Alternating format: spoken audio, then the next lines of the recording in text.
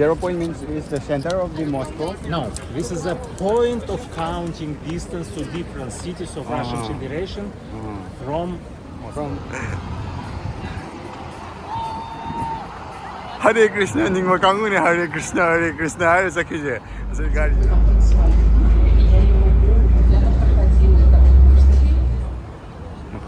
Ma Putin gi Marialam chatpa mamana salute tawda nong su sot la su adum lepaga leiba ma leibudo. Si mafam sida. Sago ne o ma'am. Hello ma'am. Ma'am aina lai jai mafam se ko Red Square da ne ko. Red Square da la ko do ai mafam do yo re ko ado ma'am ai makata na video sum na makke ma'am.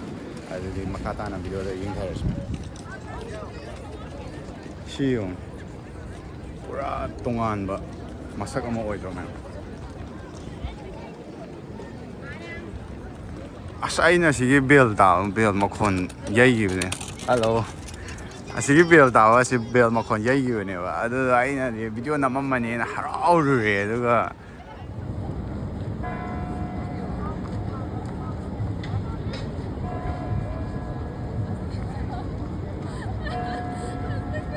Bill ma'am.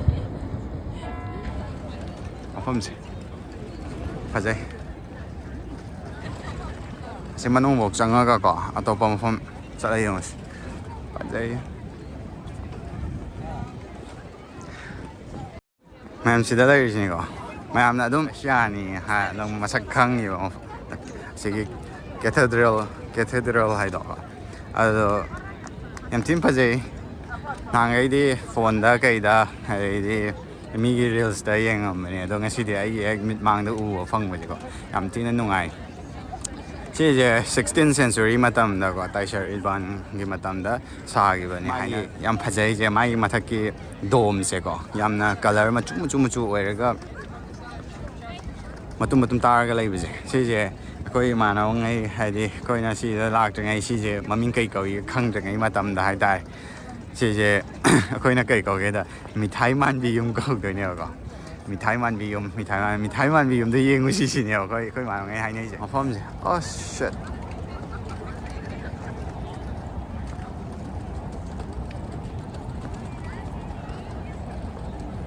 không dám tin nó phải gì mày mà không dám tin nó phải gì mày sử dụng coi vào lạc biểu không gì đâu bây giờ Europe đó hơi bây giờ tăng mà không gì đó qua Europe country đó Russia đấy hiện là lối nó tăng Europe country đấy em mà nó nè chỉ làm gì đấy tăng đà rồi mà tôi bây giờ là đi đúng chỉ làm tăng đó bao nhiêu bên này bao nè đúng chỉ coi vào lạc bây giờ đúng em nè coi vào lạc cái hai đà cái gì hữu kỹ này thì sanction phải đấy em là lấy có mấy hữu kỹ này bao nè khôi Mastercard cái lối nó thinh jelly sim cái em ta pai bây giờ aduna sim hay đi mỗi Russian sim khắc nát rồi cái đó sim ama ta xin nó bây giờ được em na lá can đó đôi khi khung sa đâu luôn đi máy ốc này adu mà cái đó cái phim mà chăm chặt phong mấy cái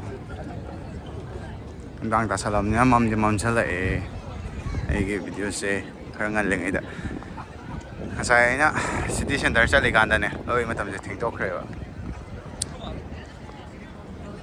I'm like re see it Stalin Moscow hai moi Moscow hai moi yang famous stupido ei bomba me chida babuska me ya можно сколько это ага.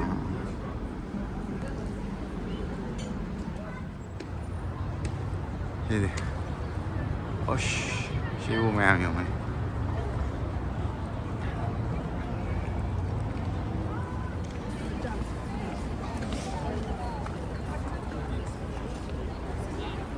Apa macam apa sih?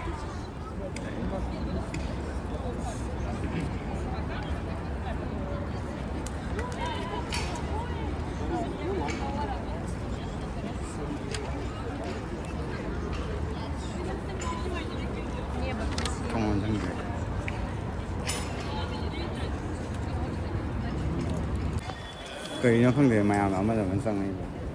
Bro, what is this? This is a 0 point of Russian highway. Crossroads. It's the A coins. No, I don't have. Take it. Igovnet. bro. 0 point means is the center of the Moscow. No, this is a point of counting distance to different cities of Russian Federation from Here. this. Yeah. And This is animals correspondent with a part of world: north, east, south, west. That's all. This is a entertainment was built when was a Soviet Union, but established here when it was a Russian Federation already. Yeah. And inside of this chapel icon, you can see it. yeah. Yeah. So that's why people step inside, make a wish, and toss a coin by right hand over left shoulder. On the left Correct. side. Yeah, correct. Okay. Right hand over left shoulder. Correct. I also do. Well, of course, you can do it as you wish. Wait a second. Necessary to stay coin in a big circle. If out, consideration like not this time, your dream. So be careful. Okay. I also try it.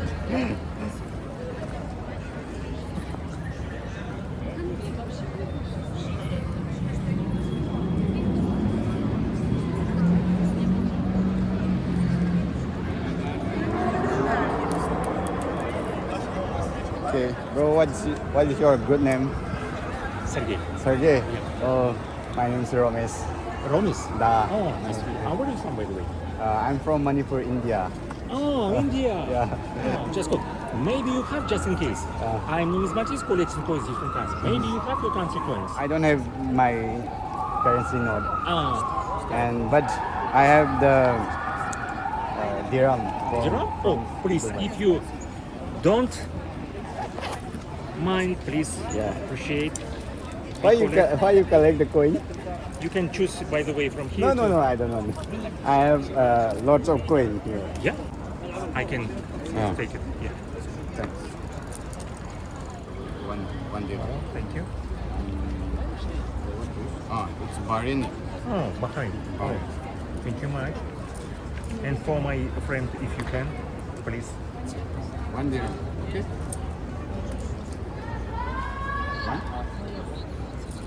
Thank you very much, dear. I appreciate that. Maybe I will provide you another coin. Maybe you can choose. What do you want? Give me one.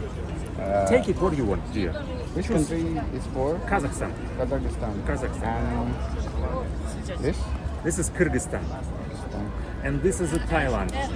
And this is a Kazakhstan too. And this? And this is a small very small coin of Russian Federation, do not use anymore. Oh, I want this. Really? Yeah. You can take it if you want. You can choose Okay, another one. it's enough. Okay, dear. Thank you very much. I like Russian people. Yeah. Thank you. Nice to meet you. Me too. Pagka. Bye bye. Mabuhay ang pawon. Paamting na rin. Aisu sida mangda lay ja sida ai prayer taw re ai gi ningzaba thuman view na ko. Am sida lay ma ja keno ne ba. Alexander Garden ko e ko. Sida ne ba ma Putin gi Marialam chatpa mamana salute tawda nong su so la so dum lepaga leiba ma leiba do. Si ma fam sida ne ba ko. To yeng si sang aganda. It's the first time ni mayam gi su ko mayam ying ba khang ba song na gani do ko first time oi jing like am nong san bramo subscribe to san bramo sida ni moi gi sida mai bul chai je sida ni lai ga kat laga moi victory day da taw ba da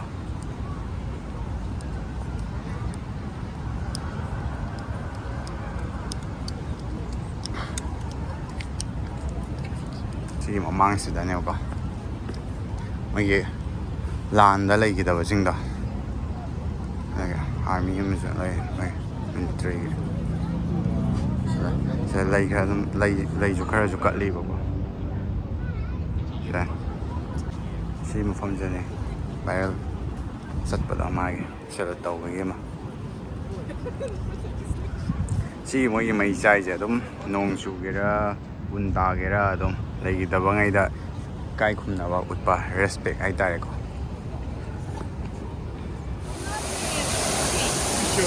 ꯁꯒꯣꯜꯅꯦ ꯌꯦꯡꯉꯣ ꯃꯌꯥꯝ. ꯌꯥꯝ photo ꯀꯥꯞꯅꯩ. ꯅꯨꯡꯗꯥꯡ ꯇꯥꯁꯜꯂꯛꯑꯦ.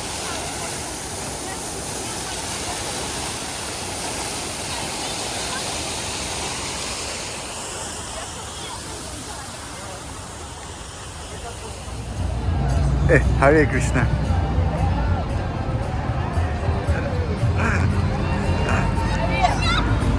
Si lang sila mi. Mitay lang sila eh.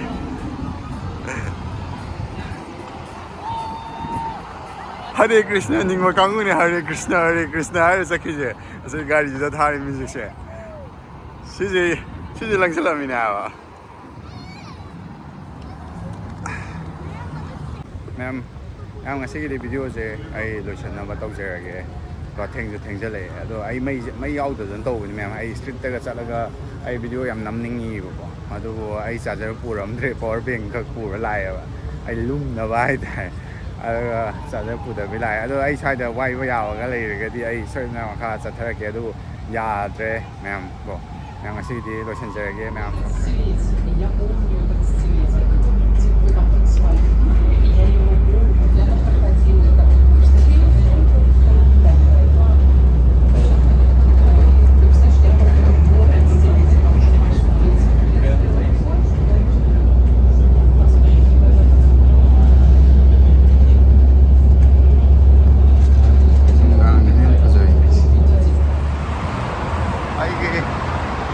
Hotel yore. Hotel yore. First stop adagi footbridge sida lanthoga changadoini.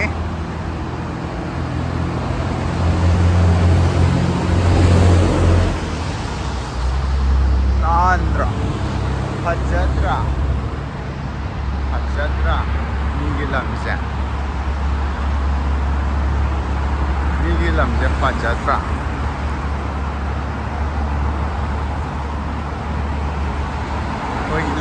Khufajadi. Migi lamse Khufajadi.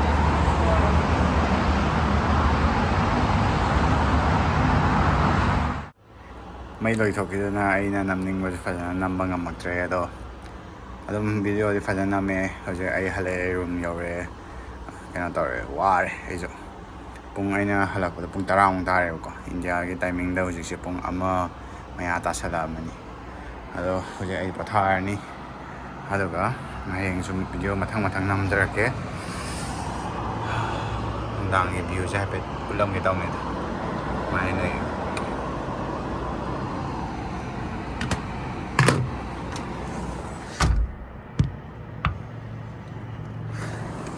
Hello, I'm going to see the video is high the lotion jar again. My issue out there, a charge tinge. I don't know. I video tag jar again. I'm support over.